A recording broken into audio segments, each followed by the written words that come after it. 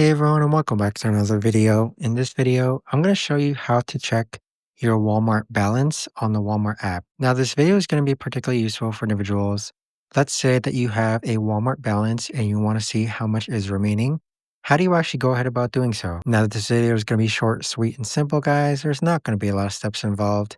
Now, in order to do this, what you're first going to do is log on to the Walmart app. Click on account on the bottom right hand corner. Now, once you're on the account page here, go ahead and click on the gear icon on the upper right hand corner. Then on this page here, click on wallet underneath addresses. And then if you go ahead and scroll down, you could actually go ahead and see your Walmart balance, which as you can see is currently $0. Now, if you click on view activity, you can see some Walmart balance activity here, and there you have it. But that right there, guys, is the best and easiest way that I know of to actually go ahead and see your Walmart balance on the Walmart app. If you guys know of a better or easier way to actually do this, let me know in the comments down below. I would love to know. Thanks so much for watching, everyone, and I'll see you guys all in the next video.